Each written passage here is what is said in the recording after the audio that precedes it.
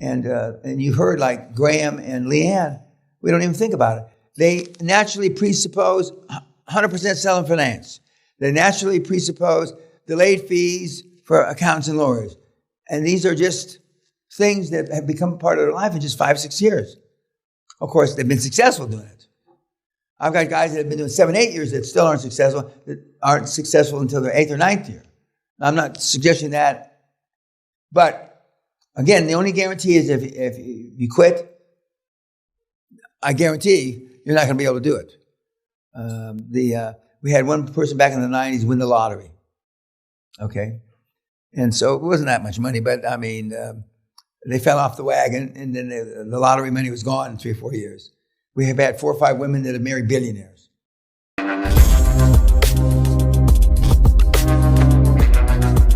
To the best of my knowledge, they're still married to the billionaires. And so their dreams came to fruition by marriage. When you used to go to the Harvard Business School back in the day, there's 3 ways to get rich. Through the education you're going to attain here, through marriage and or divorce. Meaning after you married him, you took all the guy's money. They don't say that anymore for a lot of obvious reasons. But I mean, it's clear to me, and I'm a zealot about it. You know, I get emotional because I've seen these kids. It's unbelievable. Not just at 13, 14, 15. Peter, you saw that. That's a miracle. That's a fucking miracle.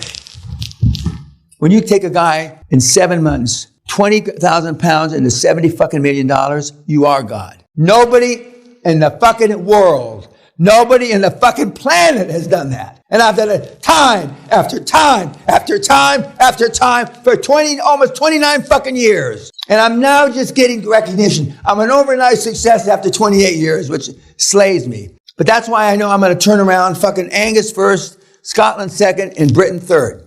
And I'm going to make a lot of enemies, and I'm going to leave a lot, metaphorically speaking, dead people in the street. And they deserve to be fucking dead. Any last questions? Yes, just do one thing for me. Raise your hand up like this. Okay. Okay, go ahead. This is my last affirmation. Your last affirmation.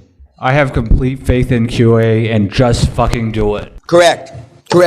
And it's hard to just fucking do it, guys. I'm not pretending it's easy. But once you pull the trigger, and you get used to what they used to say when my military, trigger time, you know, you get a jolt, not just a jolt out of it, but you get an adrenaline rush. And when you couple that with a success, I mean, success, I don't know whoever said it, but success begets success. And it'll be easy, you know, when your former mates, you know, the guys that you used to hang with, if that's the right word, you know, try to contact you. I mean, you won't even have, your default won't be to return the call or the email. Your default will be to delete it. And I'm so far beyond that now, but you are who you hang around with. You're the average of the 5 people you spend most of the time with. And we've already asked you, just as I asked universities, if you don't have kids, you have kids, you want them to be like your parents. I've never had one university student raise their hand. We've had a few university students, and I've talked to a lot of university kids, raise their hand when you get to the grandparent. But that's it. That's it. So, you know, your kids, to the extent that you have them, and the kids you're going to have, as Leanne said, don't do what you tell them to do. They do what they see you do. Now, you know, I knew my dad, what he did. Bam, bam, bam. So anything short of bam, bam, bam, I thought I was being okay. And wrongfully so, because I did a lot of horrible things as a kid growing up. But one of which is I was raised, by the grace of Allah, by an alpha male motherfucking tough guy. And whereas most people, especially now, aren't raised by that. So the love and cherishing mom that I had, thankfully, was overcome by the ball-busting, gun-shooting father that I had. But you follow this method, and you earnestly follow it 100%, or as close to 100%. I'm not naive as you can, because the challenges are when you go back with your families, your wife, to the extent that you have kids, to the extent that you have a relationship with your parents, doesn't make this easy. Doesn't make this easy. But you heard Thomas say, for 6 months or whatever it was after that deal, he didn't talk to his father-in-law because his father-in-law was trying to give him advice. There's going to be a bunch of people that you have to, if you're serious, not talk to anymore. We had a guy who asked me about a guy being his chairman that I happen to know in another life. I think it was you. And when he came from the seminar, we used to have block phones. And he said, I saw him about a year and a half later after he married his Czechoslovakian wife, gorgeous girl. And I said, how's it going, Des? And he said, I'm fine. He said, I had a little problem when I changed the phone number because I told him to leave a message. I tell all you, if you don't have my new phone number, you're not in my part of my future life. Thank you very much. Goodbye. So he left that, and he said it was easy until my mom got the message because he told his mom that she was out of his life. Now, that's not an easy thing to say. But most of your mothers, vis-a-vis QLA, are dog shit. That's a harsh thing to say. That's a harsh thing to say. It doesn't make it any less true because absence of evidence is not evidence of absence. And if you believe in the program, you heard all these people say this, all of which, everybody on this fucking deal is significantly richer than you. It started just like you start. A few of them have a couple bucks, but most of them had no bucks. Let's just take Peter. 30,000 euros a year. And now look at him. Okay, kids. Tonight is whiskey tasting. We have whiskey tasting. Okay. Kilt, I suggest strongly you wear underwear. The tradition is you don't wear underwear. But when we sit for drinks afterwards in the drawing room and you see my wife move to the other side of the room, it's because the guys are sitting like this, you know. But the Scottish tradition is you don't wear underwear. Like in the movie in Braveheart when they all bend over and show their butts. And then we have graduation and we have the graduation dinner. And the graduation is going to be in the castle. No, the graduation's here, but the dinner is going to be in the castle. And then we have Q&A, sort of a final Q&A with me in the drawing room. And then I retire. And who's leaving first tomorrow morning? What time? That's civilized. Don't we have anybody leaving at 3:30? Well, this is the first group. Well, even though you were dipshits, normally they leave at 1:15. They barely have time to take their fucking kilt off. And they're all out of here by 7. Well, that's good. At least you did it a civilized way, because I don't know why you'd fucking, after, a big night of I'm not suggesting you drink more than you should, but after a big night of drinking, to have to get up at, the cab comes at 3:30 to pick you up. That's insane to me. Okay, go ahead. If you can help. No, I'm listening. To assemble the affirmation to fight laziness. Well, you are who you hang around with. And now, and not everybody has energy like Thomas does, or me. But if you have, I won't say 5% of my energy because then you'd be asleep. But it's the things you do.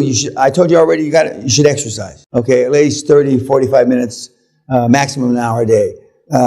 We have no six-packs up here. So, and to get a six-pack, first of all, it starts in the kitchen. What you eat. So, but we don't have any six-packs. We have a few anabolic steroid guys up there that are big lifters.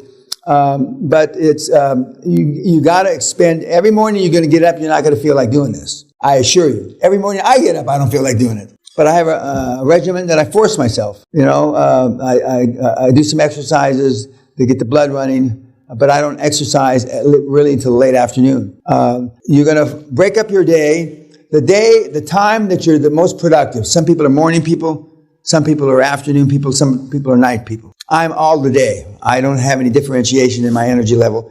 And I'm always clear-headed, even if I have a hangover. I'm always clear-headed where I can, now, because most of the conversations and most of the meetings are done by email, but I never have Zoom calls in the morning. I only have Zoom calls from mid-afternoon to early evening, because that's when I'm the most ferocious.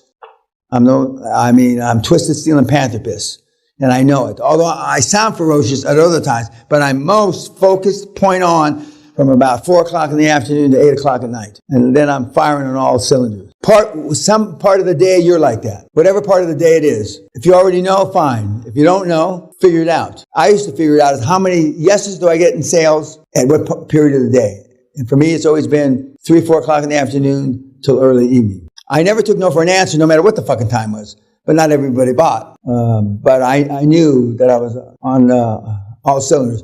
And then I'm not suggesting you do this. I'm not suggesting at all that you add this to your lifestyle. But then after 8, 9 o'clock, then I go out and get a snootful. I'm not suggesting that, and I drink to excess. And then when I get up in the morning, I run. When I was in New York, I used to run around Central Park, twice. It was about 10 miles. Throwing up, having the booze leave my system. And then I'd be at the office when I lived there at 6:30.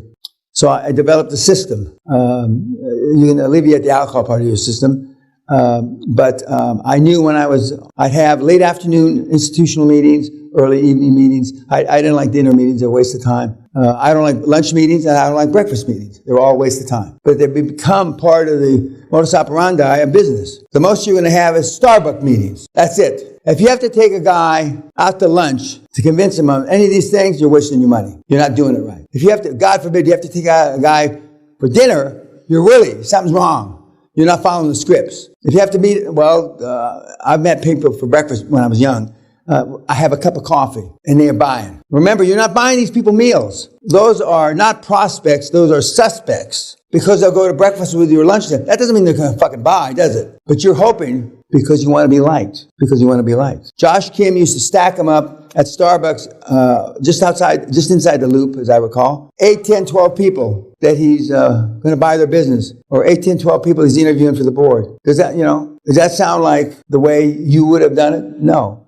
But he knew that the more people he shoved through the door, the higher the probability he was going to get somebody to sell to him, and or because he went through so many directors, have joined him as a director. So my affirmation would be, I am excited, feel awesome, expending the right kind of energy to gain the right kind of energy to get the results that I know QLA can produce. And in your mind, you know it can produce because you've seen all these other people produce it. Now, some of you people think that you're better than, equal to, or less than these people. Well, I'm good, better looking, I'm more articulate, I'm smoother, I sell better. Whatever you bullshit yourself into believing, they did it, and you have not done it yet.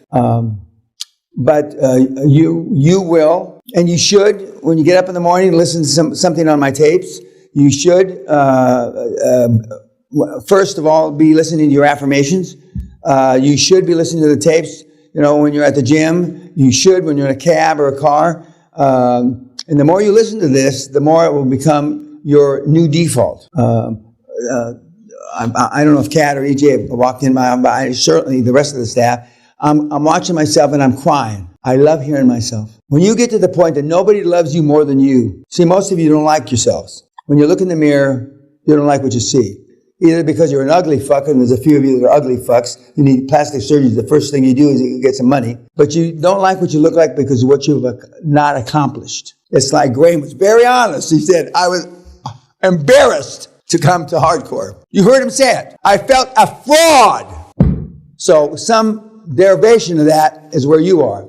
Some of you have done some stuff. God bless you. But you haven't scratched the surface. Otherwise, you wouldn't be back here. Or here, not back here, here to begin with. When you get to the point that you actually love, not like, love what you see in the morning, then you're not home free, but you're certainly on your way to your quantum leap.